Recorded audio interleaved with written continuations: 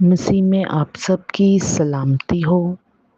अज़ीज़ों, आज हम कलाम मुक़द्दस में से सीखेंगे कि हमें कभी खुदा के खादम को कोई बात नहीं करनी। उसके वीक पॉइंट्स के बारे में जो हमारी निगाह में कमज़ोर हैं या उसके बारे में चुगली बदगोई नहीं करनी, क्योंकि इसके बारे में कलाम हमें बताता है। हम गिनती की किताब उसके 12 बाब में एक वाक़या को देखेंगे। गिनती की किताब 12 बाब उसकी पहली आयत, मरियम को सज़ा मिलती है। अज़ीज़ों, ये जो मरियम है ये मूसा और हारून की बहन है। तो इसको किस चीज़ की सज़ा मिलती है, आए कलाम मुक़द्दस की रोशनी में हम देखते हैं। बुजुर्ग मूसा जो थे उन्होंने एक कोशी औरत से ब्याह कर लिया। उस कोशी औरत के सबब से जिसे मूसा ने ब्याह लिया था, मरियम और हारून उसकी बदगोई करने लगे। वो कहने लगे कि क्या खुदावन ने फ़कत मूसा ही से बातें की हैं? क्या उसने हमसे भी बातें नहीं की? और जब वो अज़ीज़ों ये बातें कर रहे थे तो खुदावन ने ये सुना, और मूसा तो रोए ज़मीन के सब आदमियों से ज़्यादा हलीम था। अज़ीज़ों, क्या हुआ?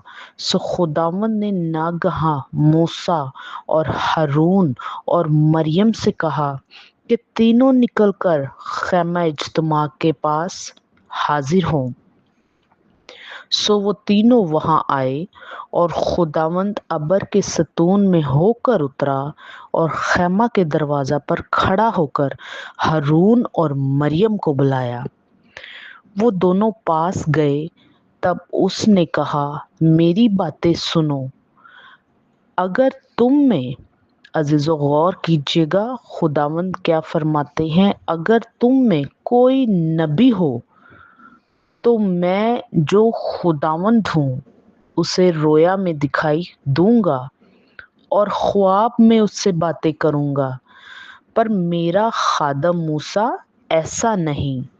अजीज़ों, यहाँ देखें कि खुदावंद बुजुर्ग मूसा की इज़्ज़त में, एहतराम में बयान करते हैं कि उनका क्या वक़ार था, क्या मर्तबा था, जिसके बारे में मरियम और हारून ने उसको बातें की। तो खुदावंद बता रहे हैं कि अगर कोई नबी हो तो मैं उससे रोया में और ख्वाब में बातें करता हूँ, पर मेरा खादम मूसा ऐसा नहीं।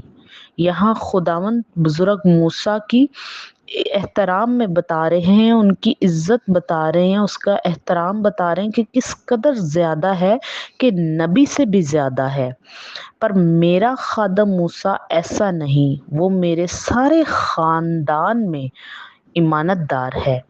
मैं उससे मुअम्मों में नहीं बल्कि रूबरू और सरीह तौर पर बातें करता हूँ, और उसे खुदावंद का दीदार भी नसीब होता है।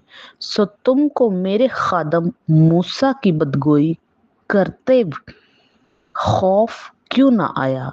अजीजों, यहाँ देखिए खुदावंद ने किस कदर किन वसी अल्फाज में बयान कर दिया कि बुजुर्ग मूसा का मुकाम बहुत ज़्यादा है। खुदा फरमाते कि नबियों से तो मैं ख्वाबों में रोया में बातें करता हूँ, लेकिन पहले तो वो उन्हें बताते कि ये मेरे सारे ख़ानदान, बुजुर्ग मूसा को ख़ानदान में से बयान करते हैं।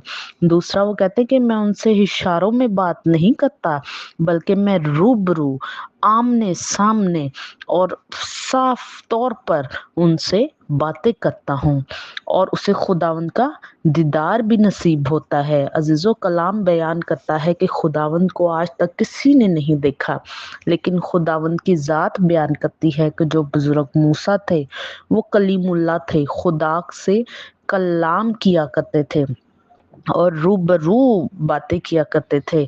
और इसकी तस्दीक खुदावंद खुद गिनती की किताब 12 बाब में बयान करते हैं कि उससे खुदावंद का दीदार भी नसीब होता है।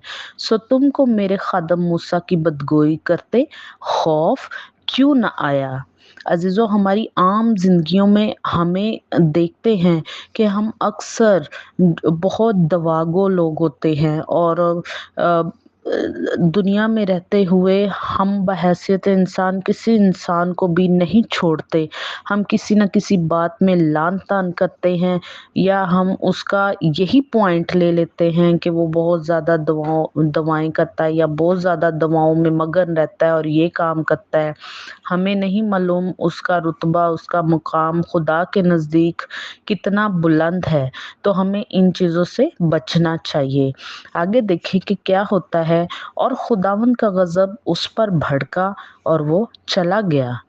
اب دیکھیں عزیزوں کہ خدا کے خادم پر، خدا کے بندے پر جب انہوں نے لعن طعن کی، بدگوئی کی، تو پیٹھ پیچھے باتیں کی، تو کیا ہوا؟ خدا نے ان کو سنا اور خدا کو اس پر غصہ آیا۔ پہلے تو خداوند نے بزرگ موسیٰ کا مقام بیان کیا، ان کی عزت و احترام میں بیان کیا کہ وہ کس رتبے کے مالک ہیں، اور پھر کیا ہوا؟ غضب ان پر بھڑکا اور وہ چلا گیا، اور ابر خیمہ کے اوپر سے ہٹ گیا، اور مریم کوڑ سے برف کی مانند سفید ہو گئی۔ اور ہارون نے جو مریم کی طرف نظر کی تو دیکھا کہ وہ کوڑی ہو گئی ہے۔ تب ہارون موسیٰ سے کہنے لگا، ہائے میرے مالک، اس گناہ کو ہمارے سر نہ لگا، کیونکہ ہم سے نادانی ہوئی اور ہم نے خطا کی، اور مریم کو اس مرے ہوئے کی طرح نہ رہنے دے جس کا جسم اس کی پیدائش ہی کے وقت آدھا گلا ہوا تھا۔ عزیزو، یہاں ہم دیکھتے ہیں کہ دیکھیے جب ان کو ان کی غلطی کی سزا خداوند نے دے دی، تو یہاں کلام بیان کرتا ہے کہ ہمارا جو خداوند ہے وہ قہر کرنے میں دھیما اور شفقت میں غنی خدا ہے۔ ان سے گناہ ہوا، ان کو سزا ملی، لیکن ہارون جو ہے معافی مانگتے ہیں اپنی خطا کی، اور وہ ندامت میں آتے ہیں، شرمندہ ہوتے ہیں۔ تو کیا ہوتا ہے؟ تب موسیٰ خداوند سے فریاد کرنے لگا، اے خدا، میں تیری منت کرتا ہوں، اسے شفا دے۔ اور خداوند نے موسیٰ سے کہا کہ اگر اس کے باپ نے اس کے منہ پر فقط تھوکا ہی ہوتا تو کیا 7 دن تک وہ شرمندہ نہ رہتی؟ سو وہ 7 دن تک لشکرگاہ کے باہر بند رہے، اس کے بعد وہ پھر اندر آنے پائے۔ چنانچہ مریم 7 دن تک لشکرگاہ کے باہر بند رہی، اور لوگوں نے جب تک وہ اندر آنے نہ پائی کوچ نہ کیا۔ اس کے بعد وہ لوگ حصیرات سے روانہ ہوئے، اور دستے فران میں پہنچ کر انہوں نے ڈیرے ڈالے۔ عزیزو، دیکھیں کہ یہ کلام ہمیں کتنی خوبصورتی سے بیان کرتا ہے کہ ہمیں خداوند کے قہر کو بھڑکانا نہیں ہے۔ ہمیں نہیں معلوم خداوند اپنے بندوں سے کون سا بندہ خدا کے نزدیک کتنا پیارا ہے۔ خداوند تو ہر اپنے بندے سے پیار کرتا ہے، وہ اپنے سورج کو نیکو اور بدو سب کو اس کی روشنی مہیا کرتا ہے، وہ بارش سب پہ برساتا ہے، وہ رزق سب کو دیتا ہے، وہ کبھی کسی جان کو بھوکا سونے نہیں دیتا۔ تو عزیزو، دیکھیں کہ خدا کی محبت تو انمول ہے، لیکن یہ ہے کہ خداوند اپنے خادمین سے بہت محبت رکھتے ہیں۔ تو آج کا کلام گنتی 12 باب ہمیں بیان کرتی ہے کہ ہمیں مقدسین کے بارے میں کوئی بات نہیں کرنی، ہمیں مقدسین کی حقارت نہیں کرنی، ہمیں خدا کے خادمین کی حقارت نہیں کرنی، ہمیں خدا کے لوگوں کو نہ تو حقارت کرنی ہے، نہ اس کے بارے میں پیٹھ پیچھے ہی کوئی بات کرنی ہے، کیونکہ ہمیں نہیں معلوم کہ وہ اس کا اور خدا کا کیا رشتہ ہے، اور وہ کس قدر اس میں مضبوط ہیں۔ تو عزیزو، آج کا کلام ہمیں یہی بیان کرتا ہے کہ ہمیں خدا کے خادمین کو برا بلا نہیں کرنا، اور نہ ہی پیٹھ پیچھے ان کی بدگوئی کرنی ہے۔ یہ نہ ہو کہ خدا کا غضب بھڑکے اور ہم اس کا شکار ہو جائیں۔ خداوند اس کلام کے وسیلہ سے آپ سبوں کو بھاری برکت عطا فرمائے، آمین۔